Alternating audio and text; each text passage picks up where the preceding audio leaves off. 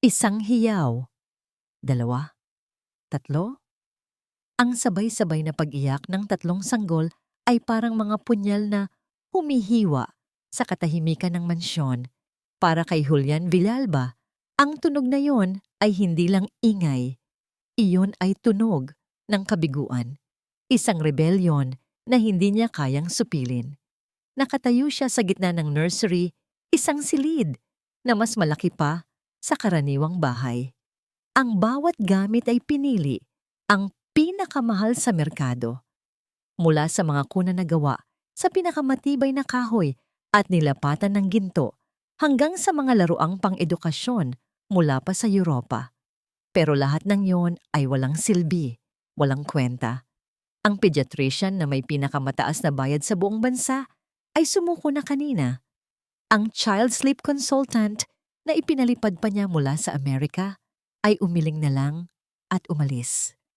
I've never seen anything like this, Mr. Villalba. It's as if they're crying for something no machine can provide. Sabi nito, bago tuluyang tumalikod. Napatiimbagang si Julian. Anong hindi kayang ibigay ng makina? O ng pera? Binigay niya ang lahat. Ang pinakamagaling sa lahat. Pero ang tatlong maliliit na nilalang na iyon, ang kanyang mga anak, ang kanyang mga tagapagmana, ay patuloy sa pag-iyak. Isang linggo ng ganito.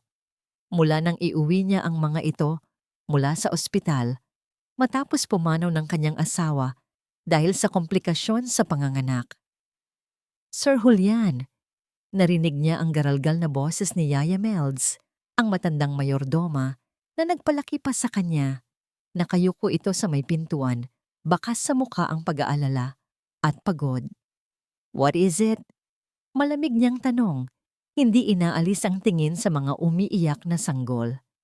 Sir, mayroon po tayong bagong katulong. Kararating lang niya kanina. Si Elena po. Sabi niya, baka raw po kaya niyang subukan. Napalingon si Julian, ang mga matay kasing talim ng yelo. Isang bagong katulong. Yaya, dumaan na rito ang mga eksperto. Anong magagawa ng isang probinsyana? Pero may desperasyon sa mga mata ni Yaya Melds. Sir, wala na po tayong ibang pagpipilian. Hayaan niyo na po siyang subukan. Tumango si Julian, isang pagtango na nagsasabing, gawin niyo ang gusto niyo, pero huwag ninyong aasahan na may magbabago. Ilang sandali pa, isang babae ang pumasok sa silid. Simple lang ang suot nito, isang lumang bestida at tsinelas, payat ang pangangatawan, at sa unang tingin, mukha itong mahina. Pero may kakaiba sa kanyang mga mata. Isang kalmadong determinasyon. Yumuko ito ng bahagya kay Julian. Sir! Hindi sumagot si Julian. Pinanood lang niya ito. Walang pag-aalinlangan, lumapit si Elena sa unang kuna. Dahan-dahan niyang binuhat ang sanggol, inilapit sa kanyang dibdib at marahang idinuyan. At pagkatapos, kumanta siya. Hindi ito isang kantang maririnig mo sa radyo. Hindi rin ito isang klasikal na musika na ipinapatugtog ng mga mamahaling sound system sa mansyon. Ito ay isang himig na luma, isang oyayi. Ang boses ni Elena ay hindi perpekto, may bahagyang garalgal, hindi sinanay sa mga mamahaling voice lesson, pero puno ito ng init. Puno ito ng isang bagay na matagal nang nawala sa mansyon na yon. Ang pag-iyak ng unang sanggol ay huminahon. Napalitan ng mahinang paghikbi at di nagtagal, naging mahimbing na paghinga. Napatanga si Julian, maging si Yaya Melds ay napanganga. Inilapag ni Elena ang unang sanggol sa kuna at lumipat sa pangalawa. Ganoon ulit ang ginawa niya. At sa pangatlo, sa loob ng 10 minuto, ang silid na kanina'y puno ng nakabibinging yakan ay napuno ng isang bagay na mas malakas pa. Katahimikan. Isang katahimikang halos isang linggo nang hinahanap ni Julian, pero hindi ang katahimikan ang yumanig sa mundo niya. Iyon ay ang himig. Ang kantang iyon, biglang bumalik sa alaala niya ang isang imahe mula sa malayong nakaraan, isang maliit na bahay, isang mapagmahal na ngiti. At ang parehong himig na yon, Kinakanta ng isang babaeng simple lang ang pangarap. Isang babaeng matagal na niyang itinakwil at kinalimutan. Ang kanyang ina. Naramdaman ni Julian ang panlalamig ng kanyang mga kamay. Paano? Paanong nalaman ng isang estranghera, ng isang katulong, ang kantang iyon na tanging siya at ang kanyang ina lang ang nakakaalam?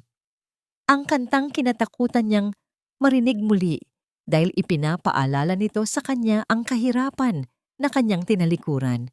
Si Elena, matapos siguraduhing mahimbing na ang tulog ng tatlong sanggol, ay dahan-dahang humarap kay Julian. Nakayuko ito, tila naghihintay ng utos. Pero si Julian ay hindi makapagsalita. Nakatitig lang siya sa babae. Ang isip ay puno ng mga tanong na mas malakas pa sa iyakan ng mga sanggol kanina. Sino siya? Saan siya nanggaling?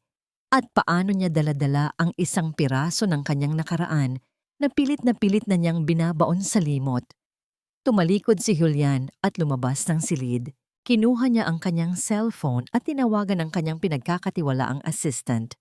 Nang may sumagot sa kabilang linya, ang boses ni Julian ay malamig at walang emosyon, tulad ng isang CEO na nagbibigay ng isang kritikal na utos. Marco. Yes, sir? May bago tayong katulong. Ang pangalan niya ay Elena. Huminto siya sandali.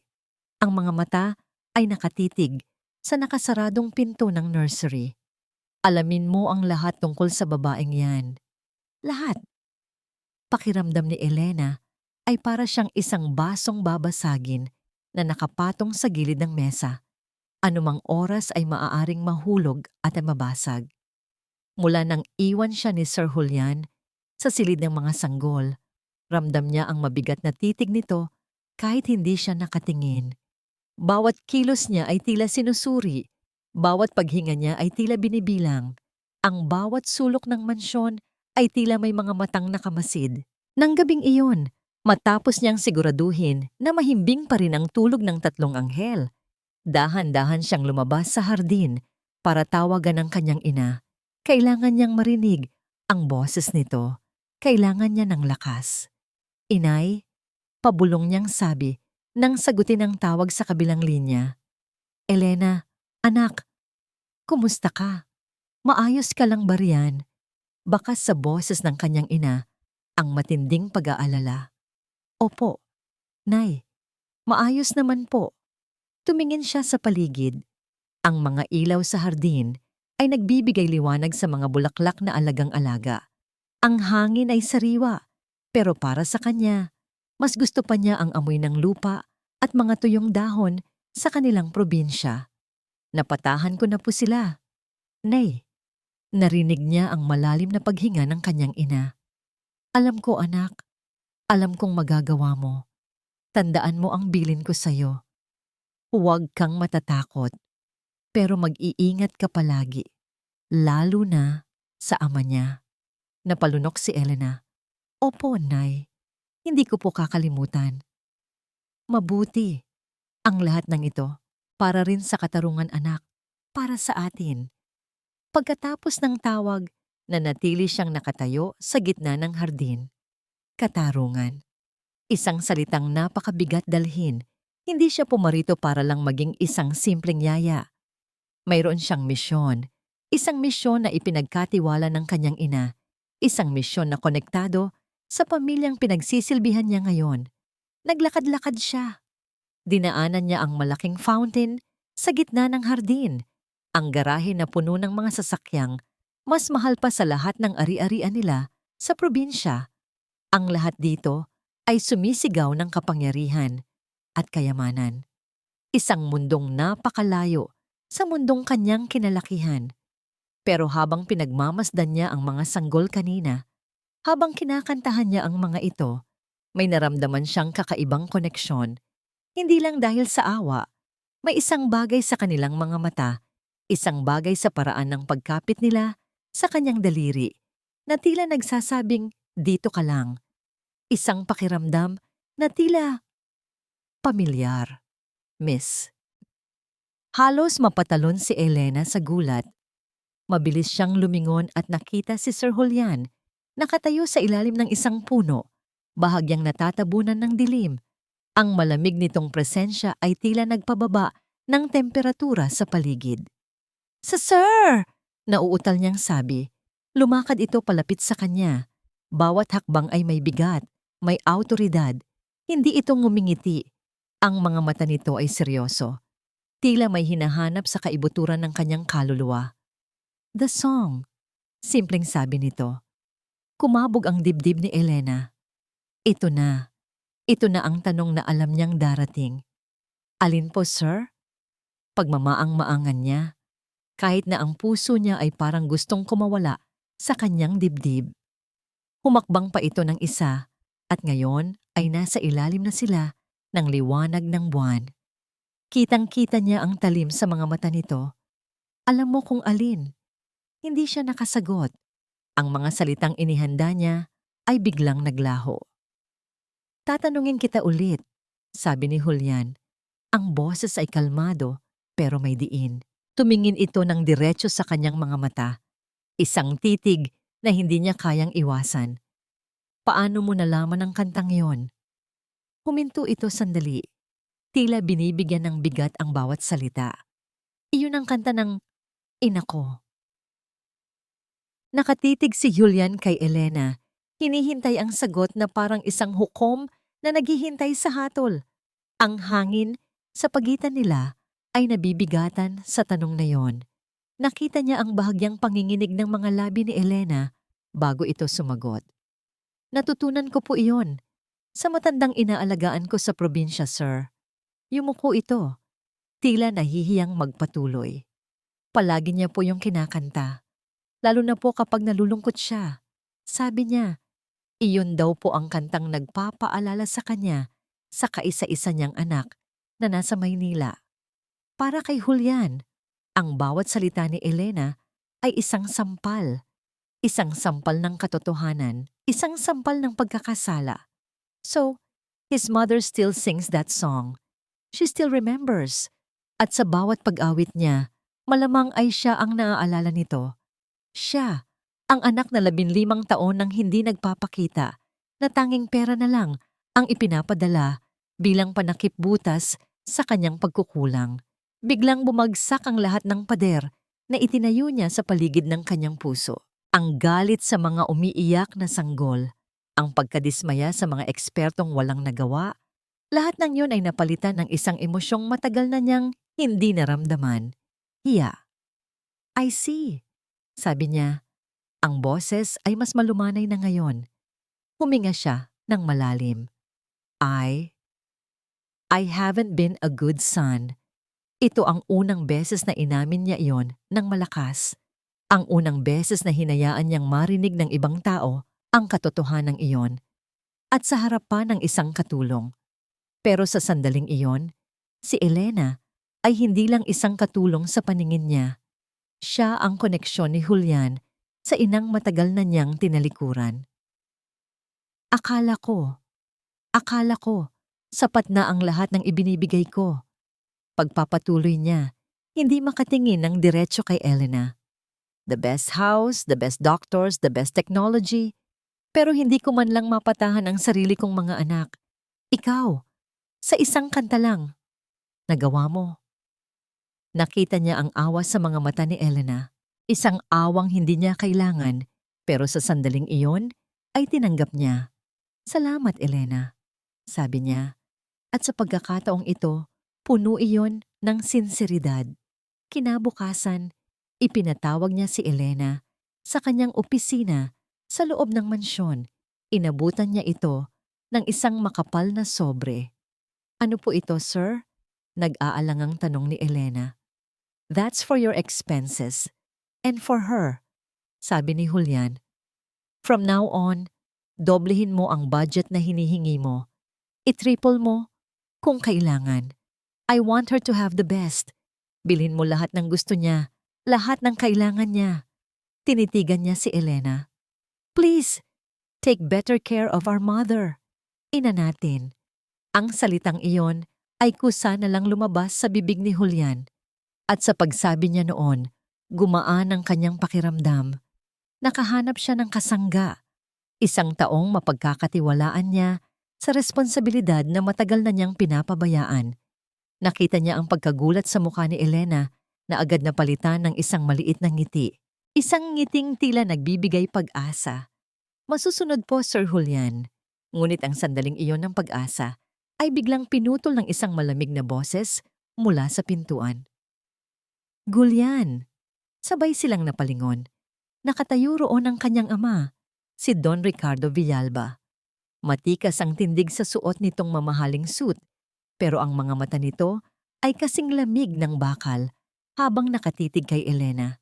Isang titig na puno ng paghusga.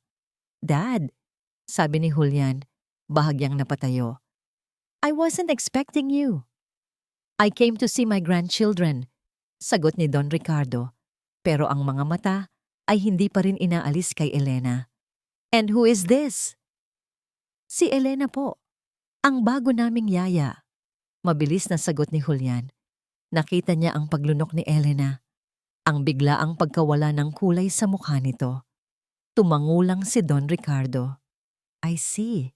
Leave us. Ang utos ay para kay Elena, pero ang diin ay tila isang babala para sa lahat. Mabilis na yumuko si Elena at halos takbuhin ang paglabas ng opisina. Nang silang dalawa na lang ang naiwan, umupo si Don Ricardo sa silyang nasa tapat ni Julian. She seems efficient, masyadong mahusay para sa isang baguhan. She's a godsend, Dad. You have no idea. Depensa ni Julian. Ngumiti ang kanyang ama, isang ngiting hindi umabot sa mga mata. Anak, I built an empire from scratch. I know people. At pinakikinggan ko ang instinct ko. Tumingin ito sa kanya ng seryoso. You are vulnerable right now, Julian. Grieving, exhausted. Madaling magtiwala sa kung sino lang ang nagpapakita ng kaunting kabaitan. What are you trying to say, Dad? Inis na tanong ni Julian. Sumandal si Don Ricardo sa kanyang upuan. Ang mga daliri ay magkasalikop sa ibabaw ng mesa. Ang boses niya ay bumaba. Naging halos pabulong na. Ang sinasabi ko lang, mag-ingat ka. Masyado kang nagiging malapit sa mga katulong. May mga hangganan na hindi dapat tawirin. Tinitigan niya si Julian ng may kahulugan. May mga bagay na mas mabuting ibaon na lang sa limot, anak. Ang mga sumunod na araw para kay Elena ay tila paglalakad sa isang manipis na alambre. Sa isang banda, nandoon si Sir Julian. Nagbago ito. Hindi na kasing lamig ng dati. May mga pagkakataong nahuhuli niya itong nakangiti habang pinagmamasdan siya na karga-karga ang isa sa mga sanggol. Minsan, sa gitna ng gabi, kapag nagigising ang mga bata, sabay silang nagtitimpla ng gatas sa kusina, nagpapalitan ng mga puyat na tingin na may halong pasasalamat. Sa mga sandaling iyon, nawawala ang pagiging amo at katulong. Nagiging 2 taong may iisang layunin. Ang kapakanan ng 3 maliliit na anghel. Pero sa kabilang banda, nandoon ang anino ni Don Ricardo. Hindi na ito bumalik sa mansyon, pero ang presensya nito ay nanatili. Biglang naging mas mahigpit si Yaya Melds. Bawat sulok ng bahay ay kailangang walang alikabok. Bawat damit ng mga bata ay kailangang nakatupi ng perpekto. Pagpasensyahan mo na, Elena, sabi sa kanya minsan ng matandang mayordoma. Tumatawag araw-araw si Don Ricardo. Tinatanong kung kumusta ka sa trabaho mo. Kailangan nating mag-ingat. Ramdam ni Elena ang babala sa boses ni Yaya Melds. Ang bawat kilos niya ay minamanmanan. Isa siyang bisita sa paraiso na anumang oras ay maaring palayasin. Ang takot na yon ay parang laso na unti-unting kumakalat sa kanyang sistema. Isang gabi, ang takot na yon ay pansamantalang naglaho. Napalitan ng mas matinding pag-aalala. Nagsimulang mag-init ang katawan ni Julian Jr., ang panganay sa 3. Nilagnat ito. Agad na nagkagulo ang buong kabahayan. Nagising si Julian at mabilis na tumakbo papasok sa nursery. Nakita niya si Elena na kalmado pero mabilis na kumikilos Binabasa ang temperatura ng sanggol at naghahanda ng maligamgam na tubig para ipunas dito. Tumawag ka na ng doktor! Utos agad ni Julian sa isang kasambahay. Ang boses ay puno ng panik. Sir, ginagawa ko na po ang first aid. Mahinahong sabi ni Elena. Huwag po kayong mag-alala. Normal lang po ito minsan sa mga sanggol. Pero hindi mapakali si Julian. Nagpabalik-balik ito sa loob ng silid, ang muka ay mas maputla pa kaysa sa sanggol na may sakit. Hinawakan ni Elena ang braso ni Julian. Sir, maupo po muna kayo. Nakakadagdag po sa tensyon ang pag-aalala ninyo. Nagulat si Julian sa ginawa niya, pero sumunod ito. Umupo ito sa isang silya sa gilid, pinapanood ang bawat galaw ni Elena. Pinanood niya kung paano nito maingat na pinunasan ang maliit na katawan ng kanyang anak. Kung paano niya ito kinantahan ng pamilyar na himig. Kung paano, sa ilalim ng kanyang pag-aalaga, unti-unting huminahon ang sanggol. Nang dumating ang doktor, stabilisado na ang lagnat. Binigyan lang ito ng gamot at sinabing bantayan na lang. Nang makaalis ang doktor at makabalik sa kani-kanilang mga silid, ang ibang mga katulong, silang dalawa na lang ni Julian ang naiwan sa nursery. Pareho silang nakaupo sa sahig, nakasandal sa pader, binabantayan ang 3 kuna. Tahimik, pagod. Salamat ulit, basag ni Julian sa katahimikan. Trabaho ko po yun, sir, sagot ni Elena. Umiling si Julian. No, it's more than that. You care for them, genuinely. Tumingin ito sa kanya. Sa dilim ng silid, na sinasabayan lang ng dim light mula sa lampara, nakita ni Elena ang isang Julian Villalba na hindi pa niya nakikita noon. Walang yabang, walang awtoridad, tanging isang amang pagod at nag-aalala. She would have been a great mother, biglang sabi ni Julian, ang tingin ay nasa malayo. My wife, Amelia, she planned all of this. Iginawi nito ang kamay sa buong silid. Bago pa siya mawala, pangarap niya ang lahat ng ito. Hindi nakapagsalita si Elena. Nakinig lang siya. I feel so lost without her, Elena. I have all this money, this power, but I can't even protect my own children from a simple fever. I'm failing them. Hindi po totoo yan, sir, mahinang sabi ni Elena. Ang pagiging magulang po ay hindi nasusukat sa pera. Nasusukat po yan sa pagmamahal. At nakikita ko po, mahal na mahal niyo sila. Nagkatitigan sila. Sa pagkakataong yun, sa ilalim ng mga bituin na natatanaw mula sa malaking bintana ng nursery, naramdaman ni Elena ang isang koneksyon na mas malalim pa sa relasyon ng isang amo at katulong. Nakita niya ang kaluluwa ng isang lalaking nasasaktan. At sa mga mata ni Julian, nakita niya ang pasasalamat. Nakaramdam siya ng awa, nakaramdam siya ng paghanga, at sa ilalim ng lahat ng iyon, nakaramdam siya ng matinding pagkakasala.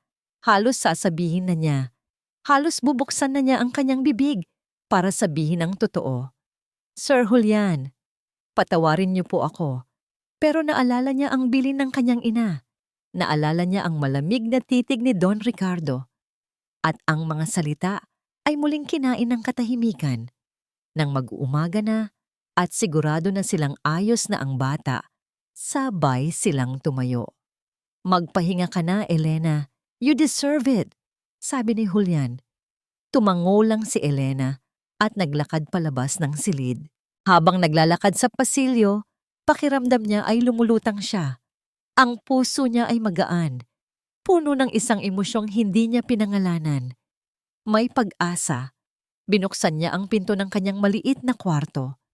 Ang unang napansin niya ay hindi ang kama o ang kanyang mga gamit. Ito ay isang puting sobre na nakapatong sa ibabaw ng kanyang unan. Napakunot ang noo niya. Dahan-dahan siyang lumapit at kinuha yon.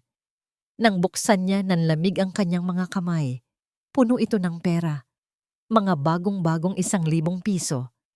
At sa gitna ng mga pera, may isang maliit na papel na nakatupi. Kinuha niya ito. Ang mga daliri ay nanginginig. Binuksan niya. Mayroong 4 na salita na nakasulat sa makina. Walang emosyon. Malamig. Umalis ka na. bago pa mahuli ang lahat. Ang sobre ay parang may laso na humapdi sa kamay ni Elena. Sa isang iglap, ang lahat ng init at pag-asa na naramdaman niya kanina ay naglaho, napalitan ng nagyayelong takot. Sino? Si Don Ricardo ba? O baka isa sa mga kasambahay na naiinggit sa kanya? O mas malala pa, baka si Sir Julian mismo?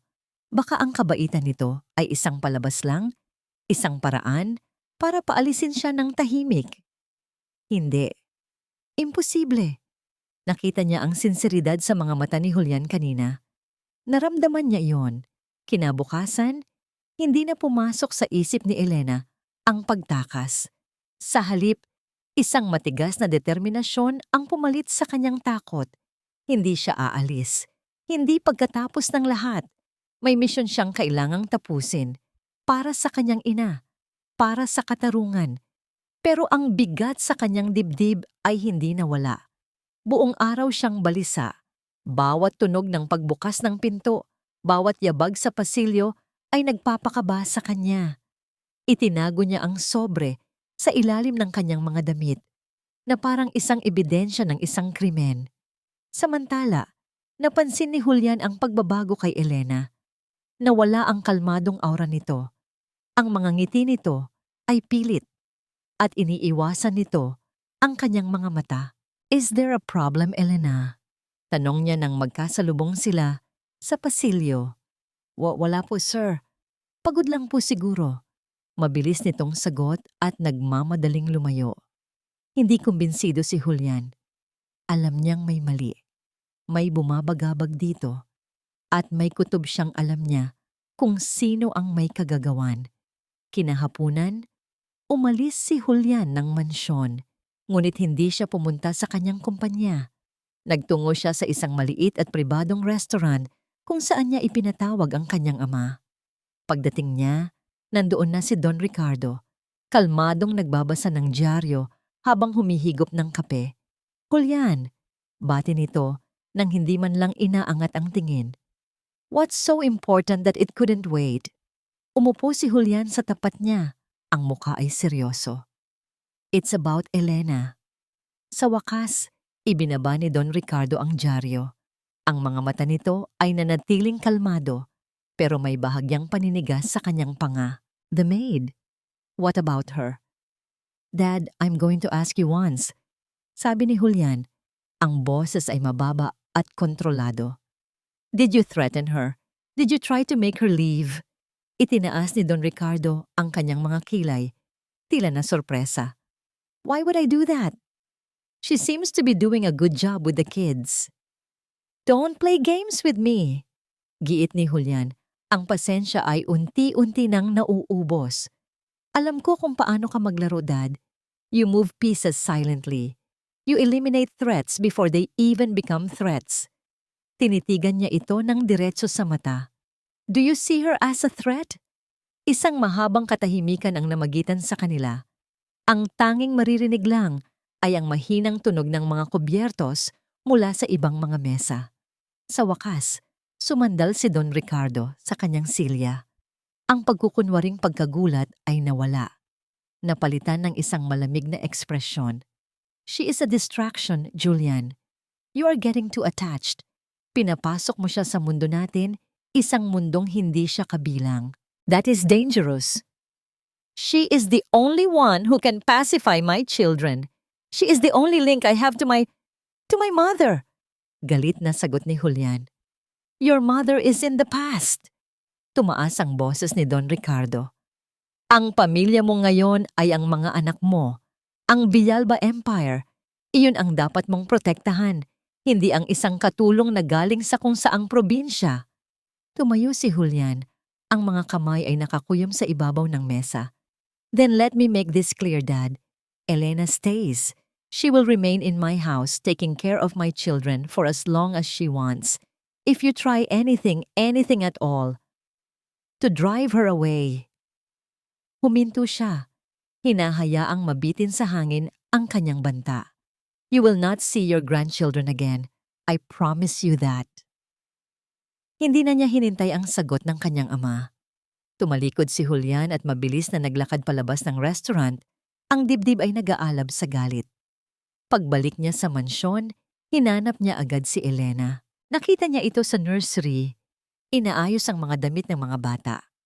Mukhang handa na itong umalis. Ang mga mata ay namumugto. Elena, napalingon ito, gulat. Lumapit si Julian. "You're not leaving," sabi niya. Hindi ito isang tanong, isa itong utos. "Pero sir," "I know." Putol niya sa sasabihin nito. "I know what he did. I talked to him. It won't happen again." Kinuha niya ang sobre mula sa mga nanginginig na kamay ni Elena. Hindi niya ito binuksan. Dinala niya ito sa basurahan at inihulog. "Hindi ka aalis." Ulit niya. Mas mahinahon na ngayon. Tinitigan niya ito. Sinusubukang iparating sa kanyang mga mata ang lahat ng hindi niya masabi. "I need you here. My children, they need you. I need you." Sa pagkakataong yon, naniwala si Elena. Ang takot sa kanyang puso ay napalitan ng panibagong lakas. Naramdaman niya ang sinseridad ni Julian. Naramdaman niyang ligtas siya. Tumango siya. "Salamat po, sir." "Julian," sabi nito. "Just call me Julian." Ngumiti si Elena. Sa wakas, isang totoong nangiti. Ngunit ang sandali ng kanilang pagkakaintindihan ay muling nabasag nang tumunog ang telepono ni Julian. Ito ay ang kanyang assistant, si Marco. "Yes, Marco," sagot niya. Ang mga mata ay nasa kay Elena pa rin. Narinig ni Elena ang boses sa kabilang linya, kahit na hindi malinaw. At nakita niya ang unti-unting pagbabago sa ekspresyon ni Julian. Ang pagiging malumanay nito ay biglang nawala. Napalitan ng pagkalito at pagdududa.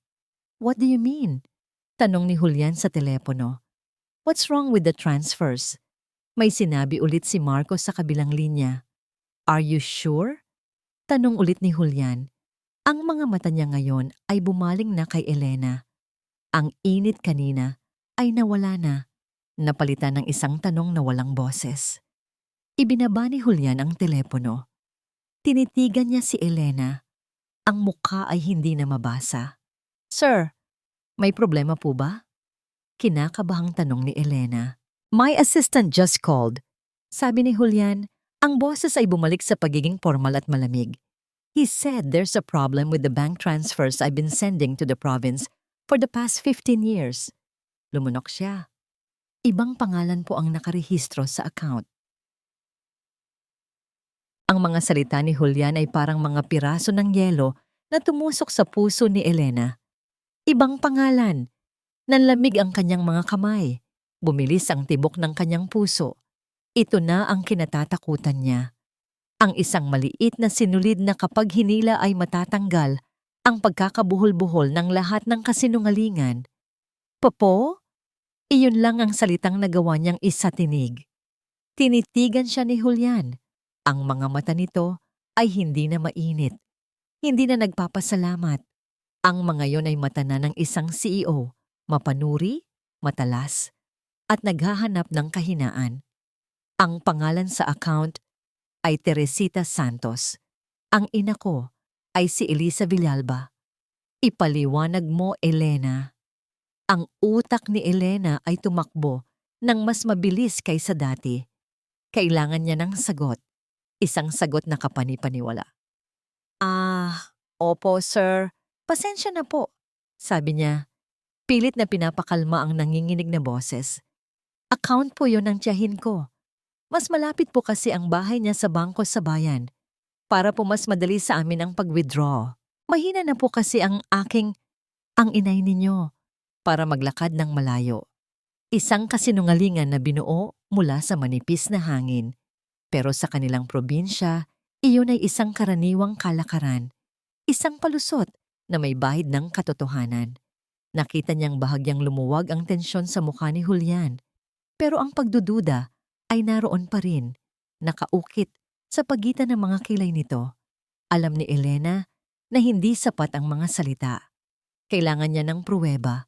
Kailangan niyang maibalik ang tiwala nito, kahit sa pamamagitan ng isa pang panlilin lang. Sandali lang po, sir, sabi niya. Mabilis siyang tumakbo papunta sa kanyang kwarto. Kinuha niya ang kanyang pitaka at mula sa isang tagong bulsa nito, inilabas niya ang isang maliit, luma at kupasing litrato.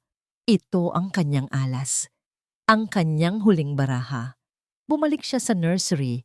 Ang litrato ay nasa nanginginig niyang kamay. Inabot niya ito kay Julian.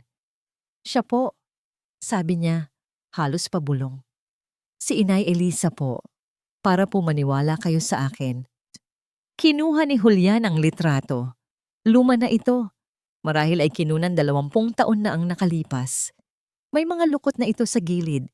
Ang kulay ay halos itim at puti na lang.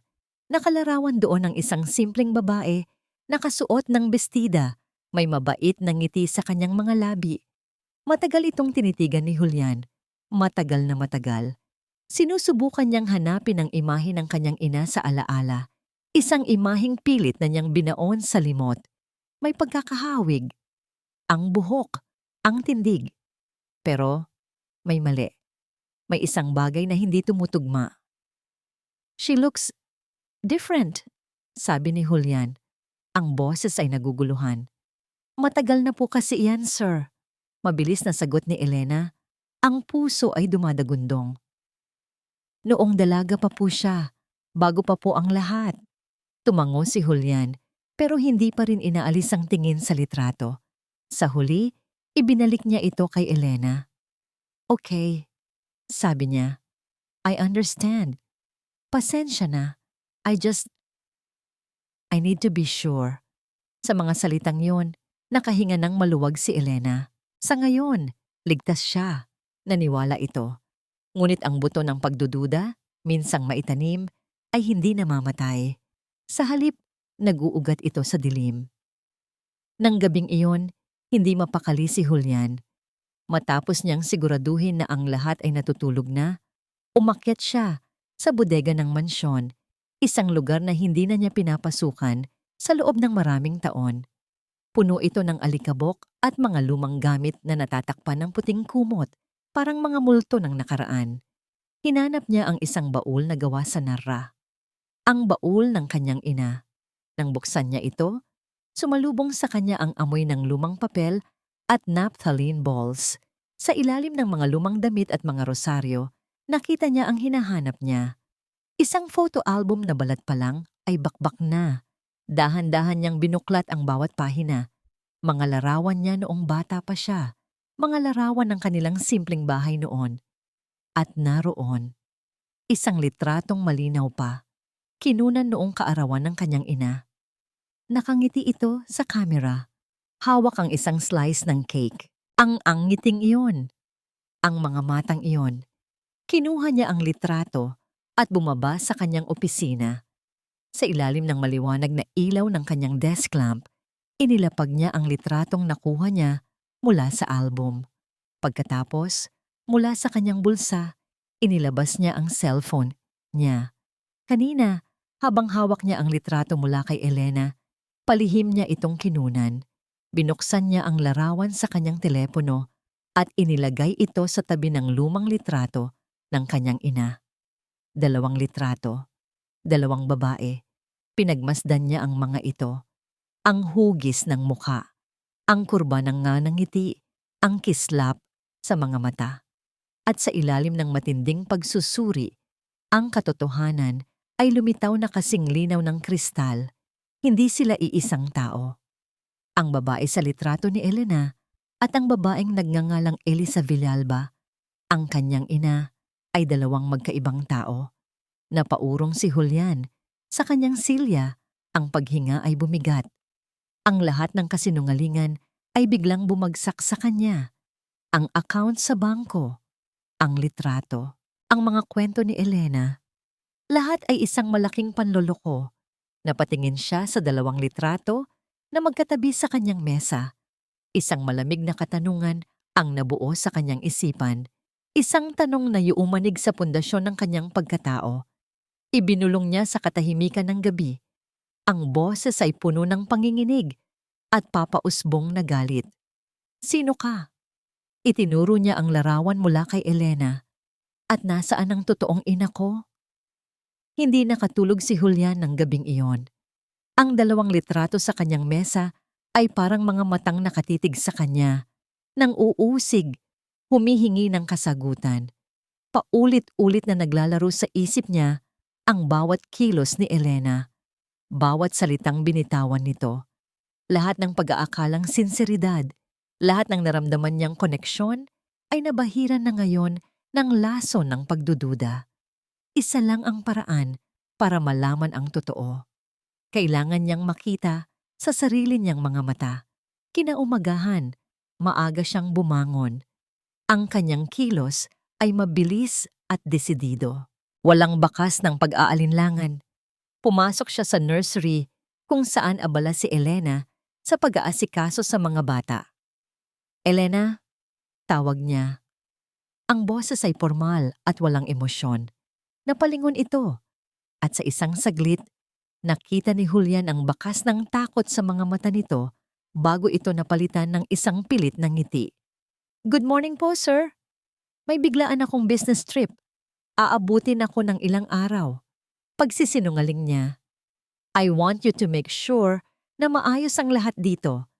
Yaya Melds will be in charge, but you will directly supervise the triplets. Masusunod po, sir, sagot ni Elena. Bahagyang yumuko. Pinagmasdan niya itong mabuti.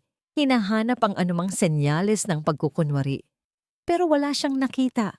Ang babae sa harap niya ay isang perpektong aktres. Maiiwan ko ba sa'yo ang lahat? Tanong niya. Ang mga salita ay may dalang bigat. Makakaasa po kayo, Sir Julian, sabi nito.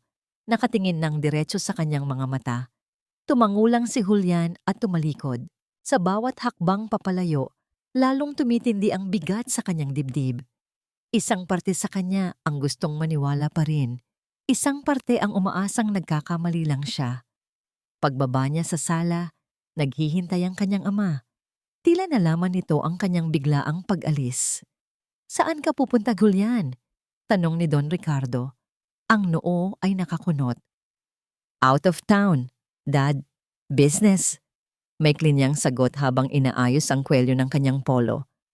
Anong klaseng business? Bakit hindi ko alam? Giit ng kanyang ama. Humarap si Julian. Isang personal na bagay. Isang bagay na kailangan kong ayusin ng mag-isa. Nakita ni Julian ang biglaang pagbabago sa ekspresyon ng kanyang ama. Ang pagtataka ay napalitan ng pag-aalala o takot. Julian, kung ano man iyan, maybe you should postpone it. Maraming kailangang asikasuhin sa kumpanya.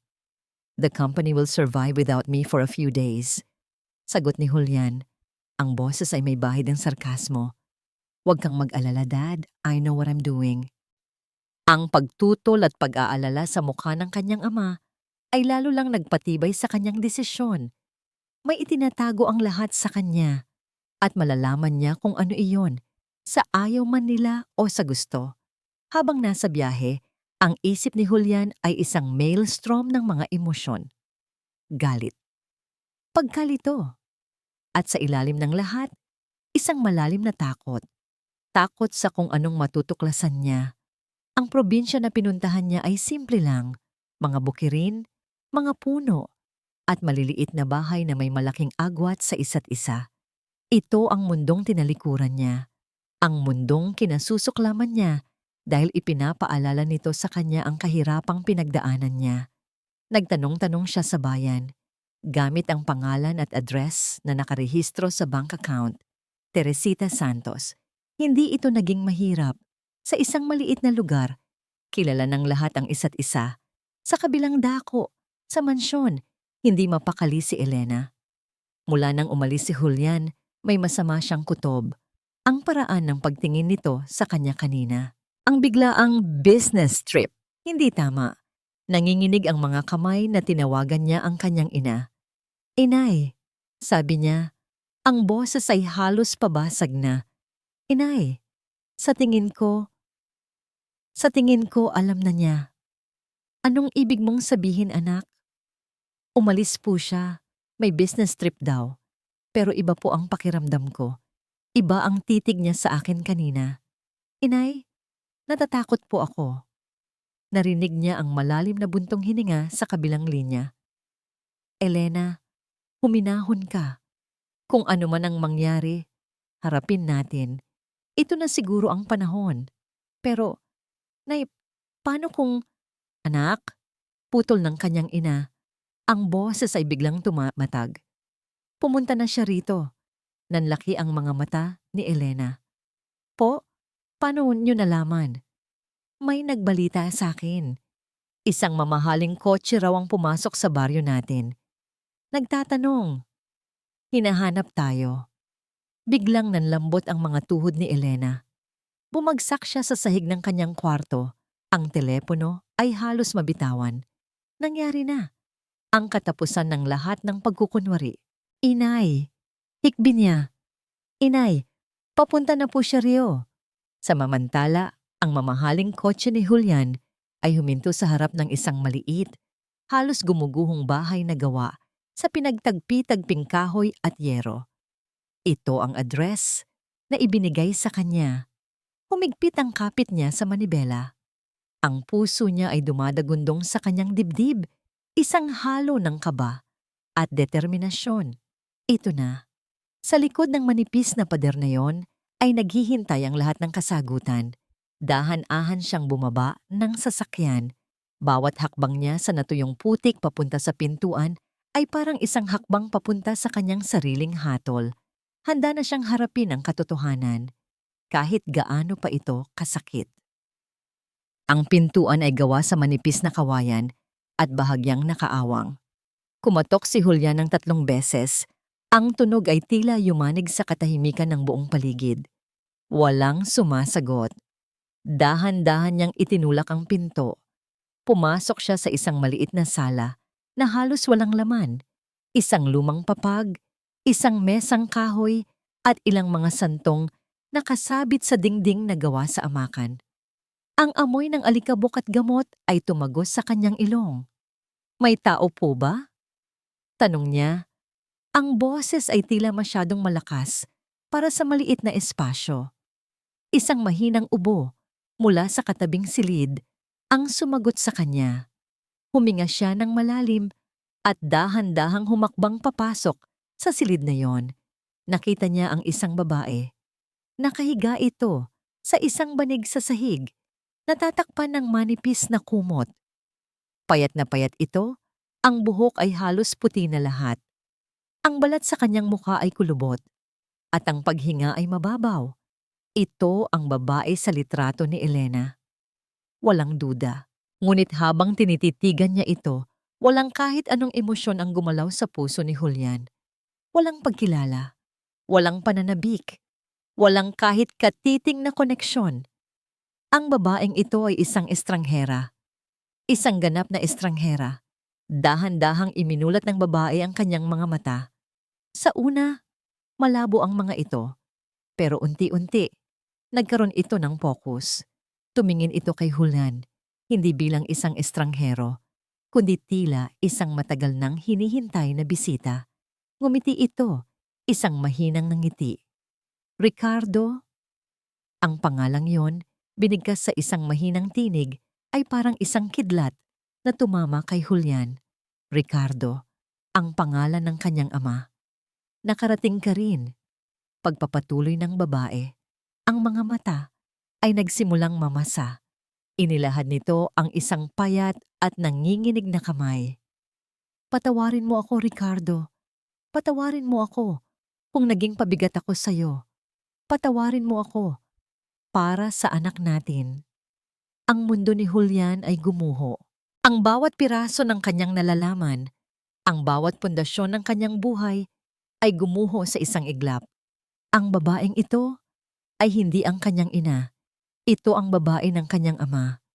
At si Elena, ang anak natin. Si Elena ay kanyang kapatid. Napaurong si Julian, napasandal sa hamba ng pinto. Ang paghinga ay tila ninakaw mula sa kanya. Ang lahat ng kasinungalingan ay nagsama-sama, bumubuo ng isang nakasusuklam na katotohanan.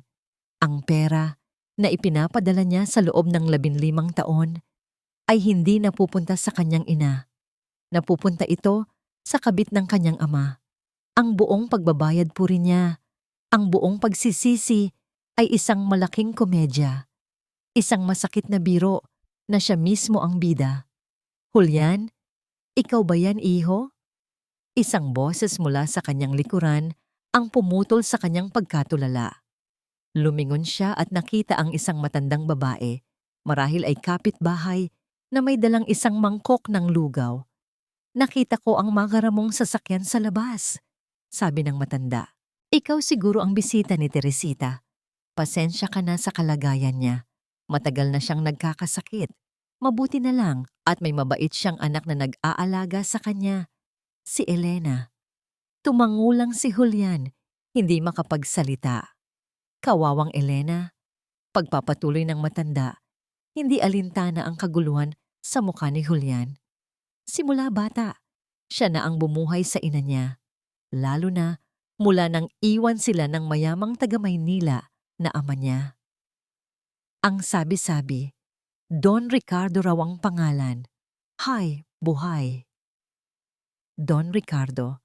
Ang pangalan ay umalingaw-ngaw sa isip ni Julian, paulit-ulit, tulad ng isang sirang plaka.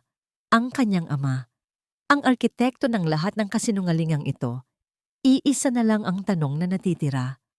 Ang pinakamahalaga sa lahat. Tumingin siya sa matandang babae. Nasaan?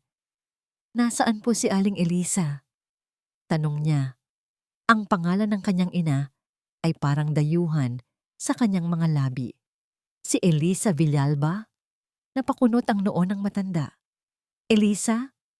Ah, ang unang asawa ni Don Ricardo, ang kaawa-awang babae. Umiling ito. Matagal na siyang wala iho. 15 taon na yata. Namatay sa sama ng loob, sabi ng mga tao. Simula nang malaman niya ang tungkol kay Teresita, hindi na siya nakarecover, nagkasakit, namayat. Namatay siyang mag-isa sa bahay nila dito bago pa man sila tuluyang lumipat sa Maynila. Namatay. Ang kanyang ina ay patay na. 15 taon nang patay. At sa loob ng 15 taon, nagpapadala siya ng pera sa isang multo. Nagbabayad puri siya sa isang kasalanang hindi na niya kailanman maitatama. Isang malakas at walang tunog na sigaw ang kumawala mula sa kaluluwa ni Julian. Ang sakit ay napakatindi, halos pisikal. Ang galit ay napakabigat, halos hindi niya kayang dalhin. Pinagtaksilan siya. Niloko siya ng sarili niyang ama. Ginamit siya bilang isang kasangkapan para itago ang pinakamadilim nitong sikreto. Tumalikod si Julian. Naglakad siya papalabas ng bahay, lagpas sa nagtatakang matanda, pabalik sa kanyang kotse. Bawat hakbang ay mabigat. Bawat paghinga ay isang pakikibaka. Pagpasok niya sa kotse, isinara niya ang pinto at buong lakas na hinampas ang manibela. Paulit-ulit. Ang tunog ng kanyang kamao laban sa balat ay ang tanging paraan para mailabas ang sakit na hindi niya kayang isigaw. Nang sa wakas ay huminto siya. Ang mga kamay niya ay namumula at nanginginig. Ang mga mata niya ay tuyo, pero sa loob, ang kanyang kaluluwa ay lumuluhan ng dugo.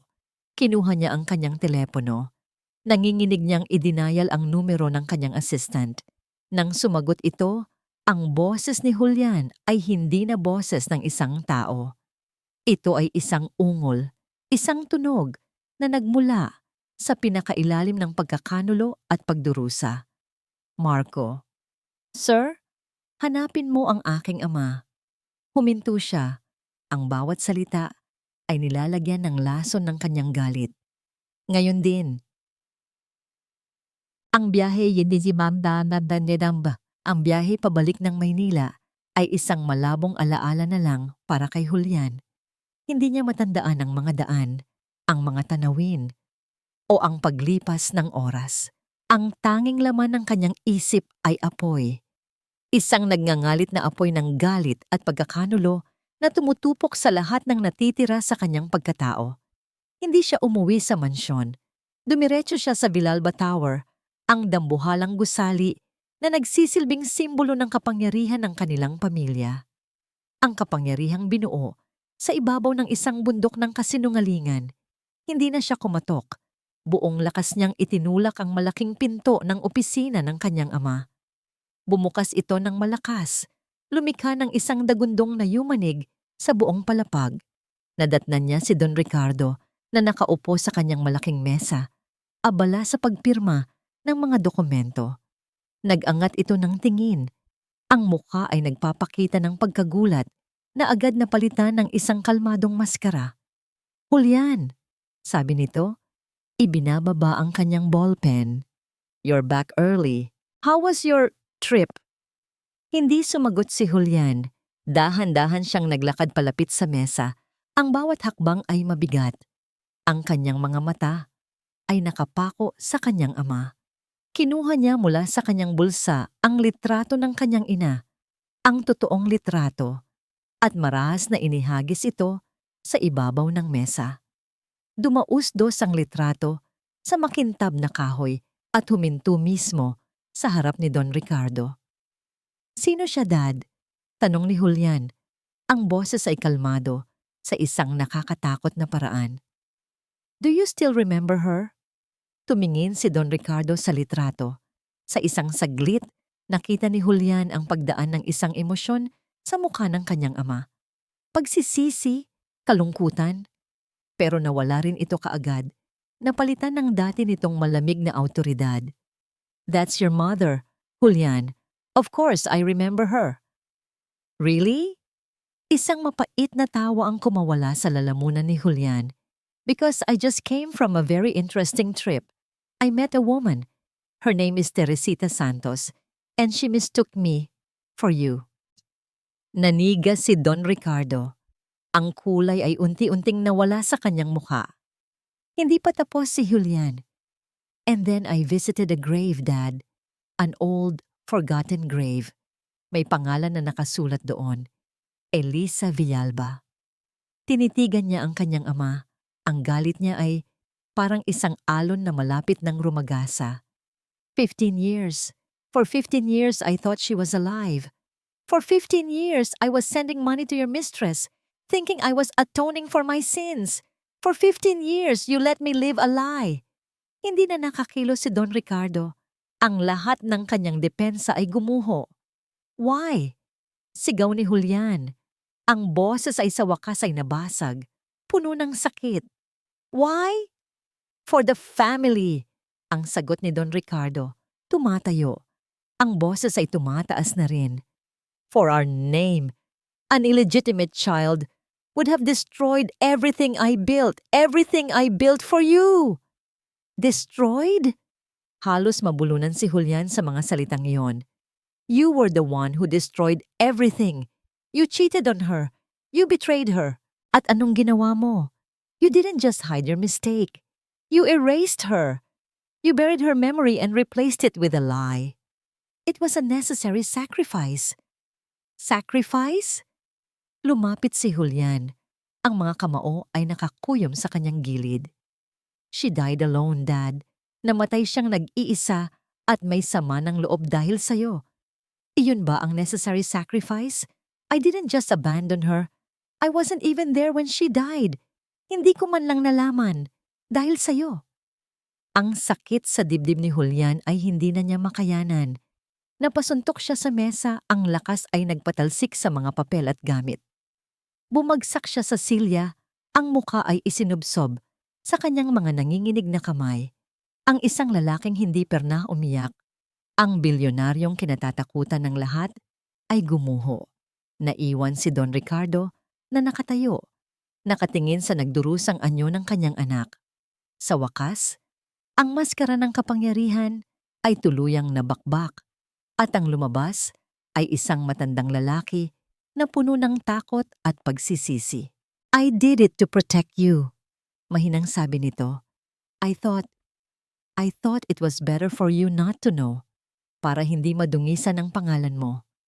Inangat ni Julian ang kanyang ulo, ang mga mata ay pula at puno ng luha at pagkamuhi. "You didn't protect me," sabi niya. Ang boses ay bahasag pero puno ng lason. You broke me. Tumayo siya. Ang katawan ay nanghihina, pero ang desisyon ay buo. Starting today, wala ka ng anak, Ricardo. Bawat salita ay parang isang punyal na itinarak niya sa puso ng kanyang ama at sa sarili niyang puso. The Villalba Empire is yours. You can have it. You can drown in it for all I care. Tumalikod siya at naglakad papunta sa pinto. Hindi na siya lumingon. But you will never, ever see my children again. Pagkasabi noon, lumabas siya ng opisina, isinara ang pinto sa likuran niya at iniwan ang kanyang ama na mag-isa sa gitna ng mga guho ng kanilang pamilya. Ang biyahe pa uwi ay mas masakit pa. Ngayon, ang galit niya ay may kasama ng isang malalim na pagluluksa. Nagluluksa siya para sa inang hindi niya man lang nabigyan ng disenteng pamamaalam. Nagluluksa siya para sa sarili niya, para sa 15 taon na nasayang sa isang kasinungalingan.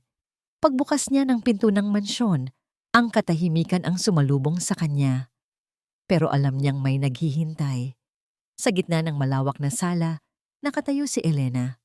Ang mga mata nito ay namumugto sa kaiiyak. Ang mukha ay puno ng takot, pagsisisi at paghihintay sa hatol. Naglakad si Julian palapit sa kanya. Ang bawat hakbang ay mabigat. Huminto siya sa harap nito. Tinitigan niya ang babae. Hindi na bilang isang katulong, hindi bilang isang estranghera, kundi bilang isang simbolo ng lahat ng pagkakanulo sa buhay niya. Ang kanyang kapatid. Sabihin mo sa akin ang lahat. Sabi niya, ang boses ay kasing lamig ng yelo sa disyerto. Walang galit, walang awa, tanging isang nakapapasong kawalan. Ang totoong lahat. Ang mga salita ni Julian ay hindi isang tanong. Iyon ay isang sentensya. Sa isang iglap, ang lahat ng lakas sa katawan ni Elena ay nawala. Napaluhod siya sa malamig na marmol na sahig. Ang mga luha na kanina pa niya pinipigilan ay bumuhos na parang isang sirang dam. Ang bigat ng mga taon ng paglilihim at pagkakasala ay bumagsak sa kanya. Patawarin niyo po ako, sir. Kuya. Hikbi niya. Ang mga salita ay halos hindi maintindihan sa gitna ng kanyang pag-iyak. Patawarin mo ako. Inaasahan niya ang sigaw, ang galit, ang pagsumbat. Ngunit sa halip, katahimikan lang ang narinig niya. Nakatingin lang si Julian sa babaeng nakaluhod sa kanyang harapan. Ang kanyang kapatid, dugo ng kanyang dugo. Pero isa ring estranghera, isang kasabwat sa pinakamalaking panloloko sa buhay niya. Gusto niyang magalit. Gusto niyang isumbat ang lahat. Ngunit nang makita niya ang itsura nito, isang babaeng wasak, nanginginig sa takot at pagsisisi, ang apoy ng kanyang galit ay unti-unting namatay. Napalitan ito ng isang nakapanghihinang pagod, isang malalim at nagyayelong kalungkutan para sa kanilang dalawa. Pareho lang silang biktima, parehong mga piyesa sa isang larong hindi sila ang gumawa. Huminga siya ng malalim. Tumayo ka. Utos niya. Ang boses ay pagod, pero hindi na kasing lamig ng dati. Tumayo ka, Elena. Umiling si Elena. Hindi po. Nararapat lang po sa akin ito. Lumuhod si Julian. Isang bagay na hindi niya kailanman ginawa sa buong buhay niya. Pumantay siya sa level ni Elena at sa unang pagkakataon, tinitigan niya ito hindi bilang amo, kundi bilang isang tao na kapareho niyang nasasaktan. Tumayo ka! Ulit niya. Mas malumanay na ngayon. Hinawakan niya ito sa braso at dahan-dahang itinayo. Hindi malulutas ng pagluhod mo ang lahat. Nang makatayo sila, umupo sila sa sofa, may pagitan pa rin sa kanila. Ang sala ng mansyon na dati puno ng tensyon ay napuno ngayon ng isang mabigat na kalungkutan. Bata pa lang po ako. Alam ko na. Panimula ni Elena. Ang boses ay nanginginig pa rin. Alam ko na iba ang tatay ko. Isang mayamang lalaki mula sa Maynila. Sabi ni Inay, isang beses sa isang taon lang siyang bumibisita. Palaging patago. palaging may dalang pera at mga pangako. Tumingin siya sa kanyang mga kamay. Nangako siyang babalikan kami. Nangako siyang bibigyan kami ng magandang buhay. Pero hindi na siya bumalik. Ang tanging bumalik ay ang balita na ang totoong asawa niya ay namatay na. Ilang taon ang nakalipas. Pagpapatuloy niya, dumating siya ulit. Pero hindi para balikan kami. May alok siya. Isang trabaho para sa akin. Isang paraan para matustusan ang pagpapagamot ni inay. Tumingin siya kay Julian. Ang mga mata ay puno ng pagsisisi. Ang trabaho ay ang magpanggap. Ang maging koneksyon mo sa inang akala mong buhay pa. Ang sabi niya, para raw ito sa'yo. Para hindi ka na mag-alala. Para hindi mo na kailangang bumalik sa probinsya at maalala ang kahirapan. Naniwala po ako. Akala ko tama ang ginagawa ko. Pero sa bawat araw na nandito ako, humikbi siya. Sa bawat araw na nakikita ko ang kabaitan mo, sa bawat araw na inaalagaan ko ang mga pamangkin ko, lalong bumibigat ang kasalanan ko. Gusto kong sabihin, maraming beses kong sinubukan, pero natatakot ako. Natatakot ako sa kanya. At natatakot akong kamuhian mo ako. Nakinig lang si Julian. Bawat salita ni Elena ay parang isang piraso ng basag na salamin na bumabaon sa kanyang puso.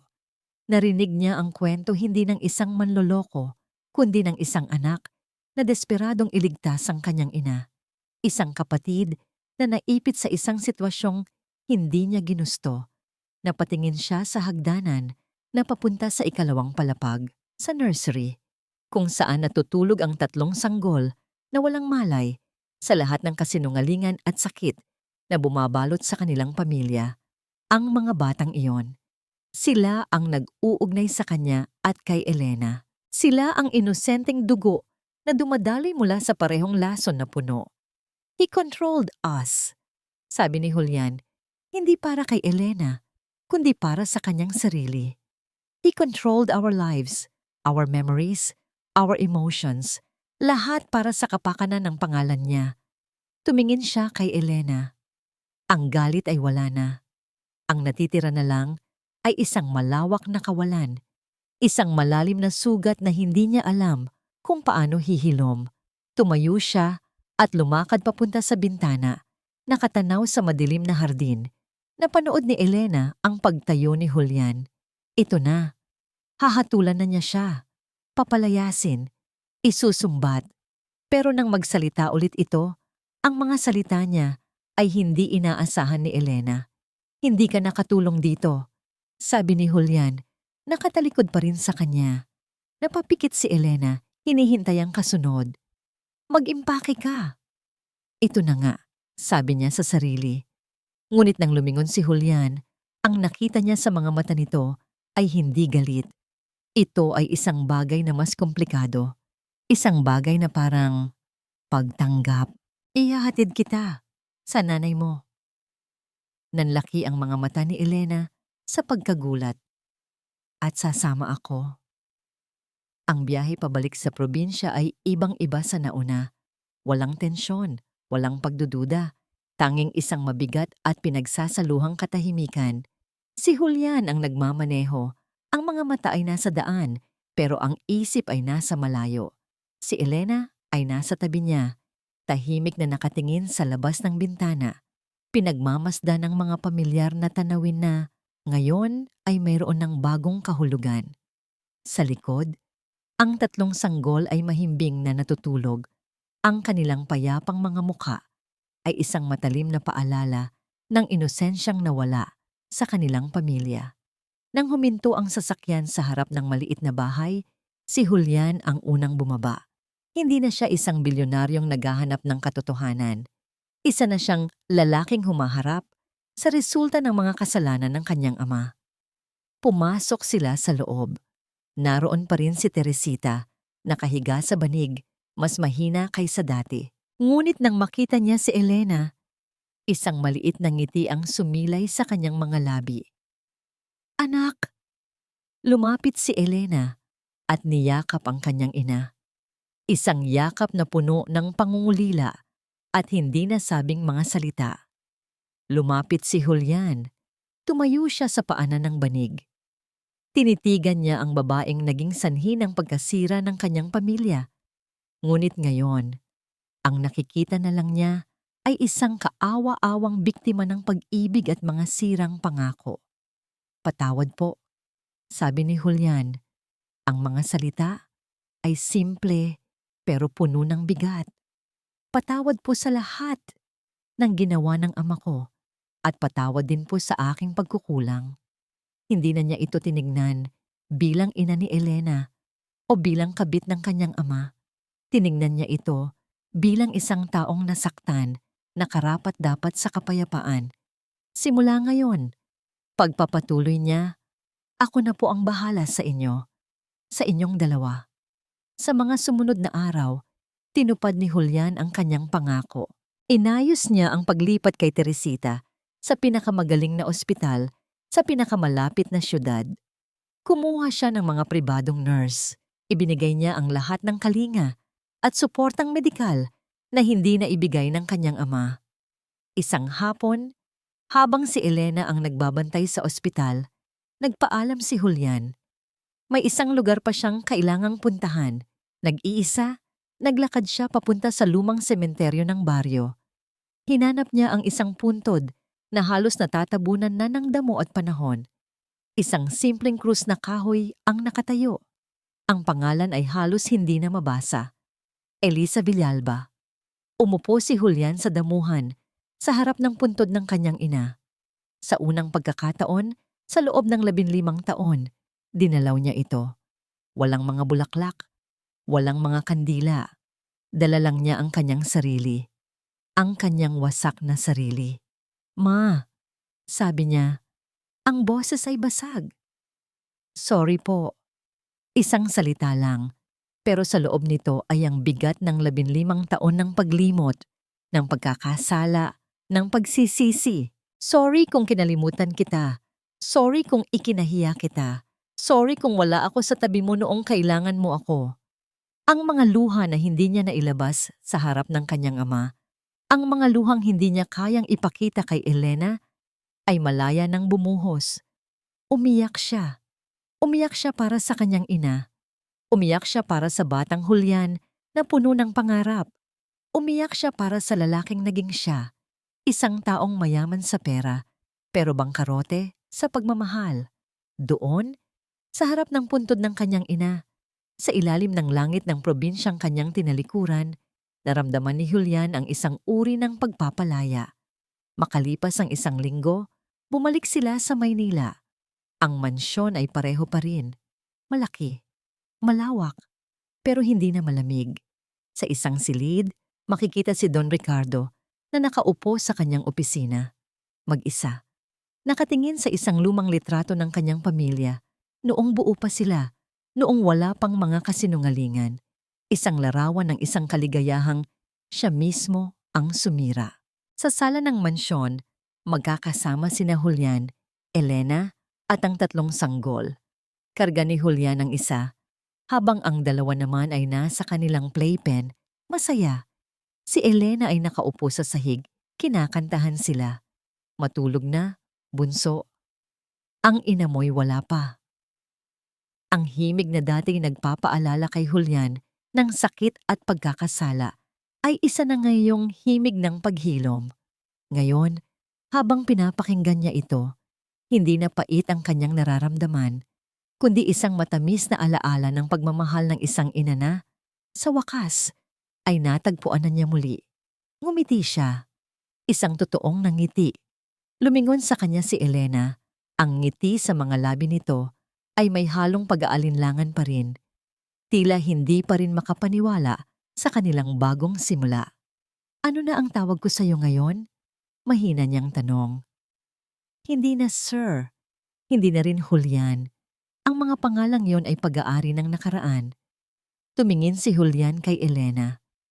Pagkatapos ay sa kanyang mga anak, ang kanyang pamilya, ang kanyang bagong pamilya, ang pamilyang bubuuin niya sa ibabaw ng katotohanan, hindi ng kasinungalingan. "Tawagin mo akong Huminto siya sandali. Hinahanap ang tamang salita na magbubuklod sa kanilang lahat. Ang salitang magsisimula ng kanilang bagong kabanata. Kuya, at dito nagtatapos ang kwento ng paghilom at pagpapatawad ni Julian at Elena. Mula sa kaibuturan ng aking puso, maraming salamat sa inyong walang sawang pagsubaybay. Salamat sa bawat minutong inilaan ninyo upang pakinggan ang kanilang paglalakbay. Sa bawat kabanata na aking isinusulat, kasama ninyo akong naramdaman ang bigat sa dibdib ni Julian at ang tahimik na pagtitiis ni Elena. Kasama ninyo akong nagalit sa mga kasinungalingan at kasama rin ninyo akong umasa sa isang bagong simula. Ang kanilang kwento ay hindi lang basta katang-isip. Ito ay naging isang buhay na salamin ng mga sakit, pag-asa at pag-ibig na nararanasan nating lahat. Naway ipaalala sa atin ng kanilang istorya na ang tunay na kayamanan ay hindi nasusukat sa kinang ng ginto o sa lawak ng mansyon. Ito ay matatagpuan sa init ng isang yakap, sa himig ng isang yayi, at sa pag-unawa na walang halong paghusga. Ang pamilya ay hindi lamang tungkol sa dugo. Ito ay tungkol sa pag-ibig na kayang maghilom ng pinakamalalim na sugat. At higit sa lahat, naway baunin natin ang aral na ang pagpapatawad, gaano man kabigat, ang tanging susi na magbubukas sa pinto ng tunay na kapayapaan sa ating mga puso.